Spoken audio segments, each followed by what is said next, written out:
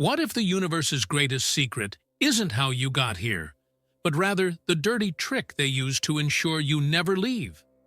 What if I told you that the sensation of weight you carry in your chest, that inexplicable anxiety that you owe something to someone, is not morality, it is not conscience, and it is certainly not God. It is software, malicious code inserted into your psyche moments before your birth. They never wanted you to know this. For centuries, the church, institutions, and the architects of this reality have worked tirelessly to burn books, silence mystics, and bury the truth in the sands of Egypt. But they failed. In 1945, the Nag Hammadi texts emerged from the ground like a spiritual time bomb, programmed to detonate exactly now, in this moment of human history. What these texts reveal is terrifying, but it is also the key to your absolute liberation. They reveal that the tunnel of light promised to you at the end of life is not the door to heaven. It is the mouth of a cosmic vacuum cleaner, designed to recycle your soul, wipe your memory, and throw you back into this meat grinder we call Earth. And the most disturbing part? You agreed to it. Yes, you heard that right. The truth suppressed in the Pleroma password is that you consented to be here, but it was consent obtained under extreme duress. Contract fraud on a cosmic scale. They used your compassion against you. They used your confusion against you. And above all, they used forgetting. The Archons, the hidden rulers of this matrix, know that if you remembered, for even a split second, the majesty of your origin in the Pleroma, the realm of fullness, their illusion would dissolve like smoke. You are trapped in a cycle of reincarnation, not because you need to learn lessons, but because you forgot that you are already the master. The karmic debt you spend your life trying to pay. It is fictitious. It is compound interest on a loan you never asked for, collected by an imposter, God who feeds on your guilt. But what if karma is just a control mechanism? What if there was a way to hack this system? This is not just another video. This is an emergency broadcast for your soul. Today, we are going to dismantle the trap. I am going to hand you the 2 Gnostic words, not a prayer, not a plea for supplication, but a cosmic legal document, a declaration of sovereignty that severs etheric ties instantly. By pronouncing them, you are not asking for permission to leave. You are tearing up the reincarnation contract. The urgency is palpable. The collective consciousness is ready to break the cycle. The question is, do you have the courage to zero out your fictitious debt and reclaim your eternal origin? Take a deep breath. The rescue operation begins now. The architecture of forgetting to understand the solution. You first need the stomach to face the mechanism of the prison. Most people sleepwalk through life, believing their thoughts are theirs, their desires are theirs, their fears are theirs. The traditional view, sold in church pews and New Age temples, says you are an imperfect soul, a spiritual child who needs earth as a school. They say suffering is pedagogical, that pain polishes the spirit, that you must accept your cross. This is a brilliant lie. It is the perfect propaganda to keep slaves grateful for their chains. Gnosticism, decoded from forbidden gospels like the Apocryphon of John, paints a very different and much more sinister scenario. We are not in a school, we are on a farm. And the product being cultivated is your energy, your attention, your light. The texts describe an entity, the Demiurge, often confused with the creator God of the Old Testament, who, in his arrogance and blindness, created this material world as a distorted copy, a cheap counterfeit of the Pleroma, the true spiritual realm from which you came. But to keep eternal and powerful beings like us trapped in bodies of perishable flesh. Something stronger than physical chains was needed. Forgetting was needed. The Greeks called it lethe, the river of forgetfulness. The Gnostics identified this as the primary tool of the Archons. Before you entered this body, your memory was wiped. They erased the knowledge of your cosmic royalty so you would accept earthly servitude. Think of it as formatting a hard drive before installing an operating system full of viruses.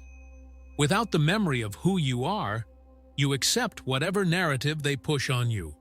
You accept that you are a sinner. You accept that you are small. You accept that you need to evolve. Let's bring this to the now, to the 21st century. Look at the screen in front of you. Look at the device in your pocket.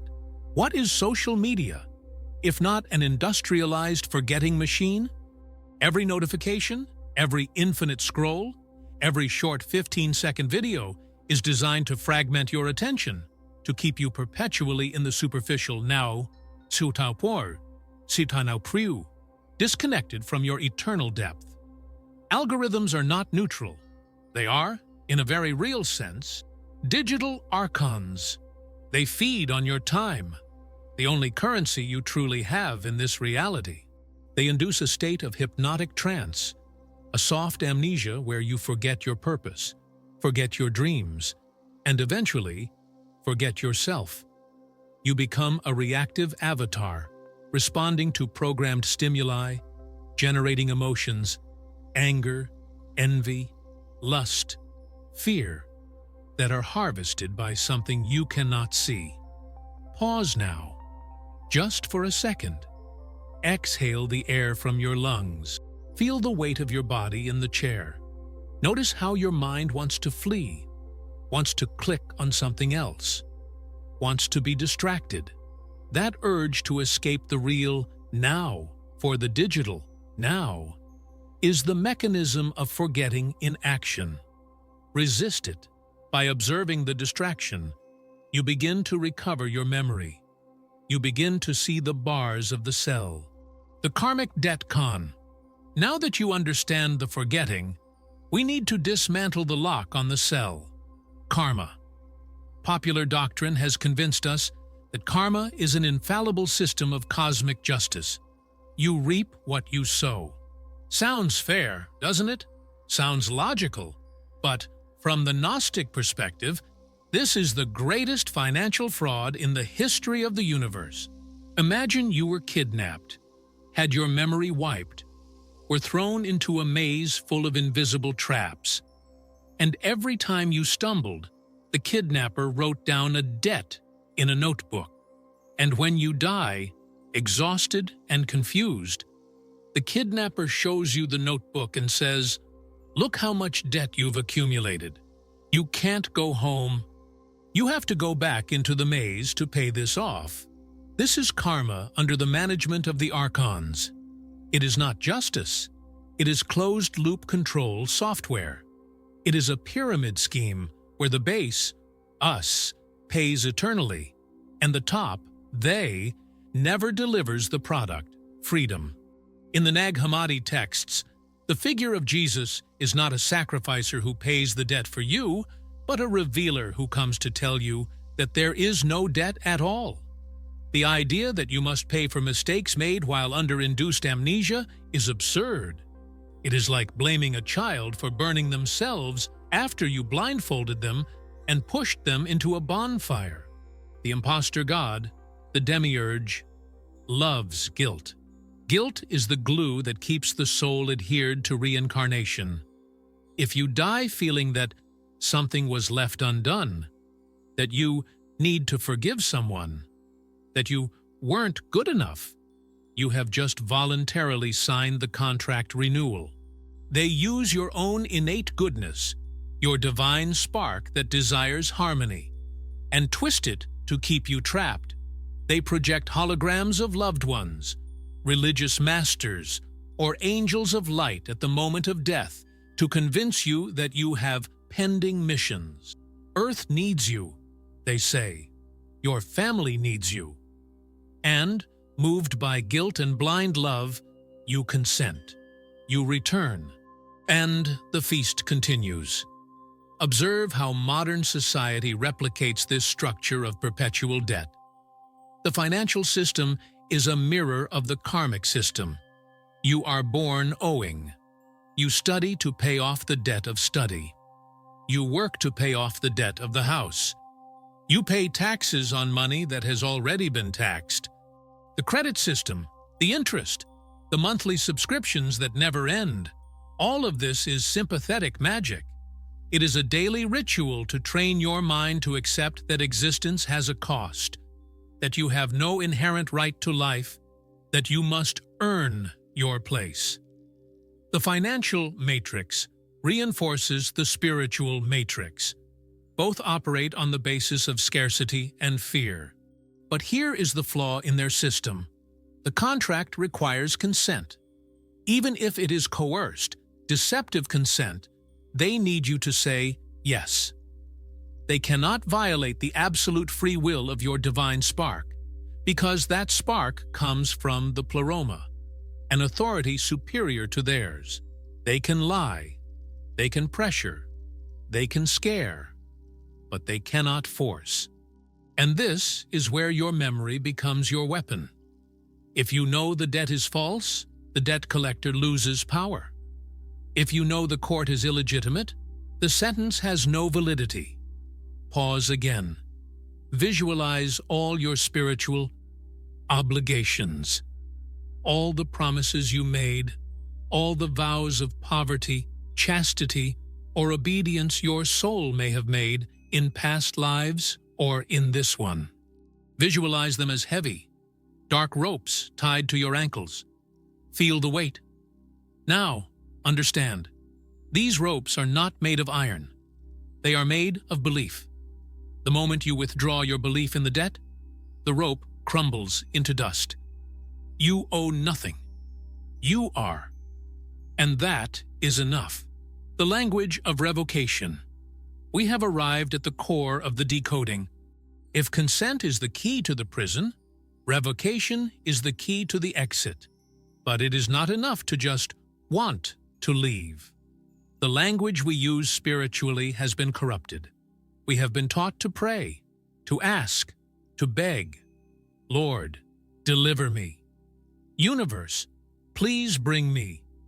When you ask, you are implicitly stating that you do not have. When you beg, you are placing yourself in a position of hierarchical inferiority. You are validating the Demiurge's authority over you. You are acting like a servant, and the system treats servants like servants. True gnosis, direct knowledge, does not ask. It decrees.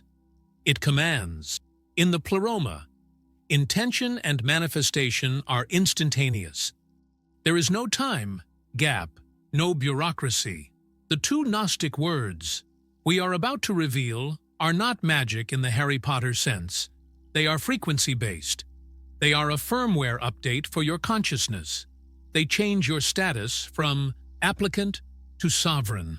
Think of this as a legal document. When you want to cancel an abusive contract in the physical world, you don't send a letter saying, "Please, if you could, I would like to leave." No. You send a formal notice.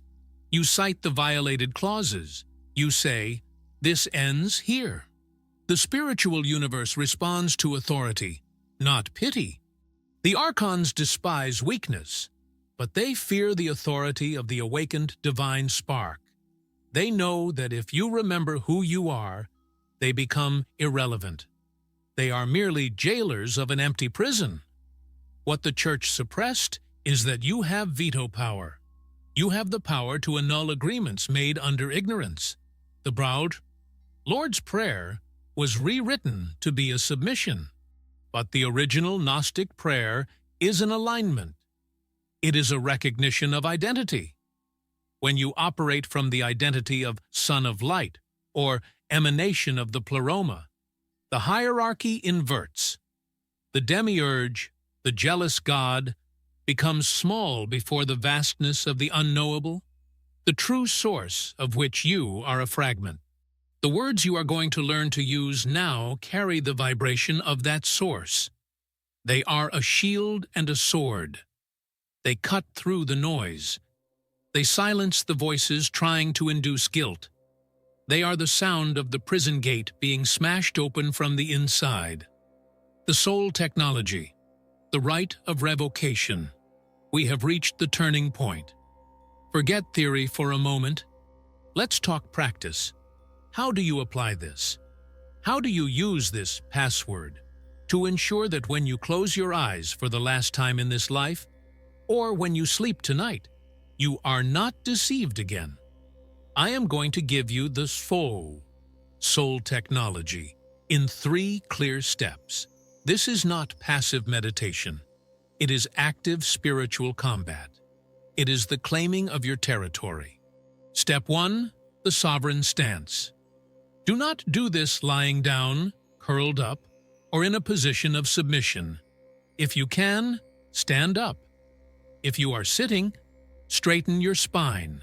Feel the central axis of your body connecting the center of the earth to the top of the sky. You need to embody physical authority before projecting spiritual authority. Close your eyes and visualize a column of white, cold, crystalline light descending from infinity, passing through the crown of your head and anchoring in your heart. This is not the false light of the tunnel. It is the light of epinoia, true perception. Feel that you are not the body. You are the column of light occupying the body. You are the pilot, not the vehicle. Step 2, the inventory of duress. Bring to your mind, right now, any feeling of obligation that binds you to this world. Fear of death, fear of hell, worry about the fate of humanity, attachment to family pain. See these things as paper contracts floating around you. See the signatures at the bottom, signatures you made when you were unconscious. Recognize that these contracts are null and void because they were based on fraud. Say mentally to each of them, I see you. I recognize the fraud. Step 3, the declaration of 2 words. Shantas Tutsulfurs. Here is the key. The 2 words that summarize total rejection of the Demiurge's system and total affirmation of your origin in the Pleroma. Annul. The words are the vibrational concept of I revoke. But for them to have nuclear potency, we will use them in their expanded command form. It is not a whisper. It is internal thunder. Breathe deep. Bring the energy from your abdomen, and with the voice of your soul, whether mentally or aloud, declare, I revoke. Feel the impact, but do not stop there. Complete the cosmic legal sentence. I revoke all consent. Repeat with me now, wherever you are. I revoke all consent given under deception. I revoke the fictitious debt. I revoke the permission to be governed. Feel the difference? It is not, I ask to be free. It is, I revoke slavery. Feel the bindings loosening. Visualize the Archons recoiling, for they have no jurisdiction over a sovereign will that withdraws consent. By saying, I revoke, you are cutting their power supply. You are becoming invisible to the karma radar. You are declaring that your only law is freedom. Use this technology every night before you sleep. The dream state is a mini rehearsal for death. Before drifting off, declare your sovereignty. Tonight, I go to the Pleroma. I do not accept tests. I do not accept lessons. I revoke fear. Train your soul to be in a state of command, so that when the final moment comes and the tunnel of light opens with its false promises, you can look at it, smile, and say, I do not belong to you. I revoke your illusion. And then you turn and look at the real universe, the true stars, the vastness of the Pleroma, and you go home, not by permission, but by will. The rebellion of remembrance, can you feel the shift in the atmosphere? What we just did wasn't just watching a video. It was an act of spiritual warfare. It was the beginning of a silent rebellion, waged not in the streets with shouts and signs, but in the depths of human consciousness, where the real battle has always taken place. The transition from paranoia to sovereignty is the most important journey you will take. They wanted you to fear the end of the world, fear the collapse, fear the duress. But now you know that fear is just the bars of the cell. By using the key of revocation, you transform this prison of the soul into a lucid playground. You cease to be a non-player character, NPC, in their game, and become the programmer of your own reality. Imagine if 1,000, 10,000, 1,000,000 of us start revoking consent today. Imagine the Demiurge's power structure crumbling from lack of fuel. They cannot stop us if we simply stop playing their game. Your freedom is contagious. When you break the chains, the sound reverberates and wakes the prisoner in the cell next door. Therefore, I summon you now. Do not let this knowledge die when the screen fades to black. Make it real. I want you to go to the comments below and write your declaration of freedom. Type, I revoke all consent. Let these words be your digital landmark, your public record, that today you reclaim the throne of your own mind. And if you are ready to go deeper, to unearth more truths they tried to burn, make sure you are subscribed and have notifications turned on. We are just scratching the surface of Gnosis. I ask you, Divine Spark, will you choose to forget again? Or will you choose to remember forever? The choice is yours. The power is yours. The contract is void.